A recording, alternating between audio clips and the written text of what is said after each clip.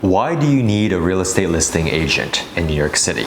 We'll demystify this topic in the following video. My name is Chris at Hauseit. Hauseit is the largest for sale by owner, assisted FSBO, and flat fee MLS, as well as buyer commission rebate company in New York City, established in 2014. If you have any questions, please shoot us an email, team@hauseit.com. The spelling is below.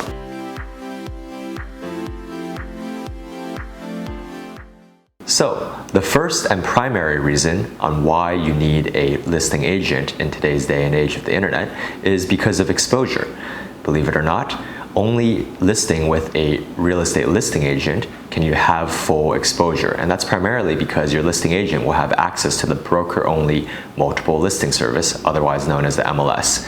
In New York City, the de facto MLS is the REBNY RLS, and it operates as a shared listings database between over 17,000 Real Estate Board of New York member agents. Furthermore, once a listing is uploaded into the RLS, the listing is contractually co-broked with all other member agents, meaning the listing agent is able to contractually share or split the commission with buyer's agents. Keep in mind as well that your listing agent has powerful listing syndication tools. For example, once a listing is uploaded, it gets automatically syndicated to dozens and sometimes hundreds of different websites you've heard of that are also locally important, such as Realtor.com, New York Times, StreetEasy, Zillow, Trulia, and such. Another very important reason to have a real estate listing agent is to get help on pricing analysis and to determine what your initial listing price is. This initial listing price is extremely important, which we'll explain later in this video.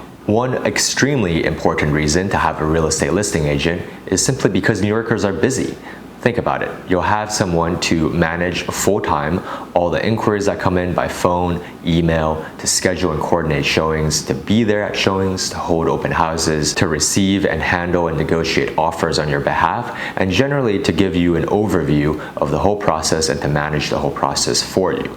This can be extremely important for a busy New Yorker who has a full-time job or who otherwise is unable to come home, for example, at 2 p.m. on a Thursday with 30 minutes notice to show a property. Furthermore, it's very important to have a real estate listing agent as a neutral third-party negotiator on your behalf who is unemotional and unattached to the situation. And this perhaps helps because you can then have someone that you can be emotional yourself to, but who will be very stoic and unemotional in relaying whatever you wish to do to the other side.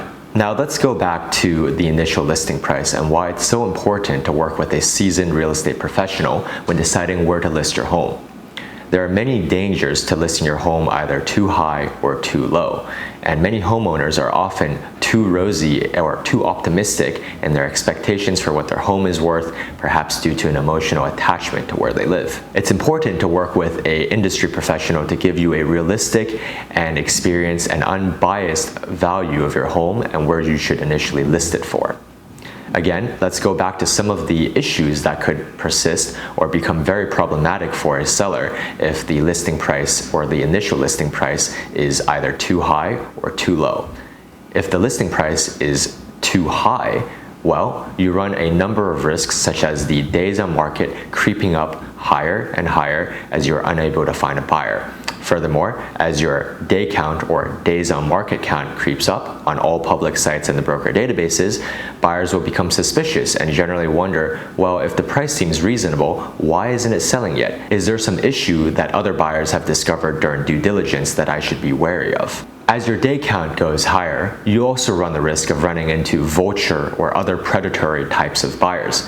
For example, a vulture all-cash buyer may see that your listing is over 100 days on the market and perhaps that you've recently reduced your price in a desperate attempt to sell. Well, that certainly shows your hand, and being on the market for too long can certainly attract these types of buyers who may back you into a corner with an offer which they know might be your only offer, in which case you may be forced to negotiate from a very weakened position and to ultimately accept an offer much lower than you would have otherwise have gotten had you priced your home correctly initially. Of course, on the other hand, if you list your property too low, Well, you could end up selling your property too quickly to the first vulture buyer that smells an opportunity when you could have gotten more for it. Furthermore, if you price your property too low, you may get an offer that is quite attractive, or you may even accept an offer too early in the process, or you may feel pressure to accept an offer too early in the process, perhaps because of artificial time constraints from the buyer's perspective.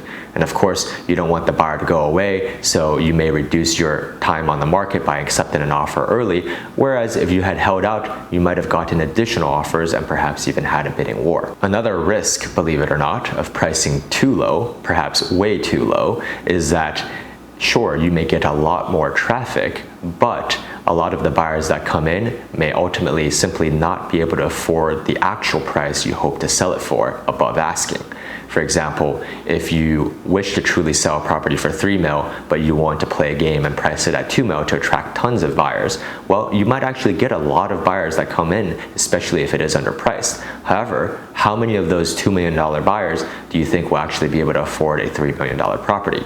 So you may end up wasting a lot of time in that regard. We hope you found this video helpful, and if you have any questions about how to save money when you buy or sell real estate in New York City and how to save money on broker commissions, please check us out, www.hauseit.com. The spelling is below. And of course, we have a number of great closing cost calculators and calculators of all sorts if you wish to see how much you'll need to pay at closing, and of course, how you can save money on some of those closing costs.